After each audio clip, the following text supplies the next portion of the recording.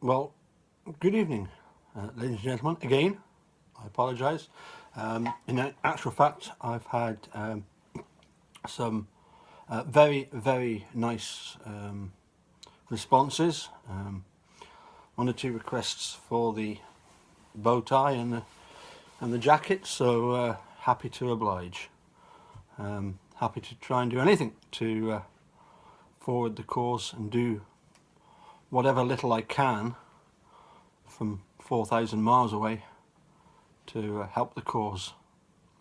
So I've got some notes prepared here, and I'll just run through a few points. In fact, first of all, a big thank you to Eric Ozzy for your kind comments. As I say, everybody else, encouragement. Also to Charlie for your suggestion on the technical details. Hopefully the screen will be better, and I will try, obviously, and maintain better eye contact with the screen. So first of all, I must admit that I have had a lot of contact, obviously, with Robert Hermann. Having watched Making a Murderer, he was certainly one of the first people on my radar, but he certainly wasn't the first.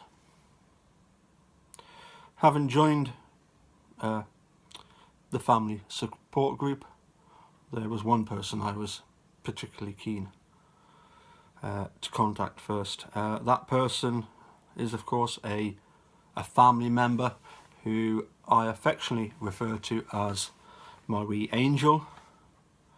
I've been in constant touch with her. Why? Because for one thing, this case certainly gets to you. It's very, very disturbing and upsetting. I almost feel guilty that I get to enjoy my freedom when somebody who is in a similar age to me, very, very similar circumstances. I've also worked with cars. That somebody who is completely innocent should be treated the way he is by members of his community in law enforcement. As I say, you get very upset at this case, and I must admit, when I get upset, I do often contact the wee angel, and also Eric Ozzy, and I apologise for sometimes being a burden. Of the wonderful lady who I often refer to as the headmistress, I think she deserves to see Stephen Brendan walk free as much as anybody. She's been there right from the start. I've not known her very long, obviously, because I've only really started following the case back in February, March of last year. She is truly a remarkable person. You all know who I mean, obviously. She likes to hide in the background of Making a Murderer, but if you look carefully, she's there.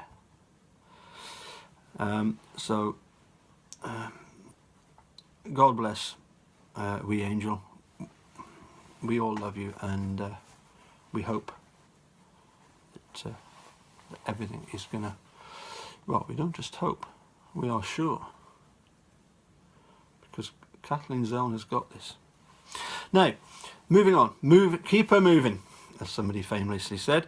When I first phoned Sheriff Herman, I was both surprised and pleased that he took my call.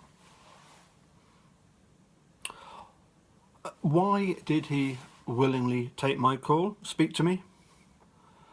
To be honest, I suspect it was the timings. I a funny feeling that he had just enlisted the help of the PR firm, and they'd said, you know, if anybody else gets in touch, try and turn them around. Try and use what we've taught you.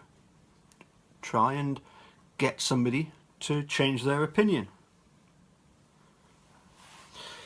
Now, I had mentioned I must admit, Mark, that I had mentioned that I was an honourable person, and hoped that he was the same, and that I wasn't going to use expletives, I wasn't going to swear, I wasn't going to rant and rave, I wasn't going to be some madman that was just going to, well, some people even phoned the wrong office, didn't they? They got in touch with the police department instead of the sheriff's office, which is quite embarrassing from our point of view. So he took my phone call, and after that he did email me back a pretty standard reply. It was that he was happy with the investigation, that I'd watched a TV program that was far from the truth, and suggested that I checked out videos by Daniel O'Donnell, which I had already done, and immediately sort of chucked to one side, because basically they are the rantings of a village idiot. They are completely supportive of Ken Kratz's narrative, which is completely and utterly false. In fact, what was quite interesting was that, and I may not have mentioned this, I actually, in March of this year, I also got in touch with and sent an email to Mark Riegert, and he, in fairness, he did have the decency to reply that day. He immediately sent an email back, saying that he was also, very similar to Robert, he was also happy with the investigation.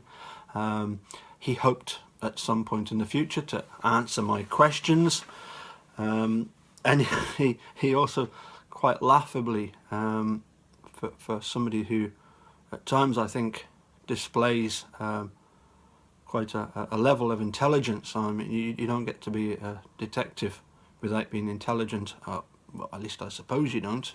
Maybe in certain parts of Wisconsin you do. But for somebody that as intelligent as him to align himself with the most vile creature that has ever tainted our TV screens, he suggested to go and check out Ken Kratz's book, which is a million times worse than checking out Daniel O'Donnell's videos. But anyway, that's what he said. There's no way that's going to happen. I don't think we need to check out any book.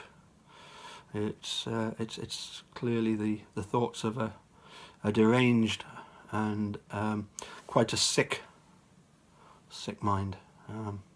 Kathleen Zellner is well and truly onto that most unusual creature. Anyway, I said to him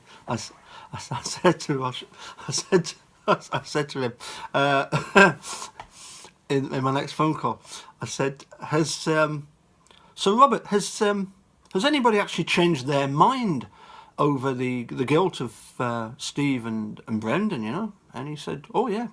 He said, it was him that actually said, you do realise I've had somebody get in touch with me that originally signed the online petition to President Obama to get the conviction overturned. He said, this lady has actually contacted me to say that I've watched Daniel O'Donnell's video and I've changed my mind.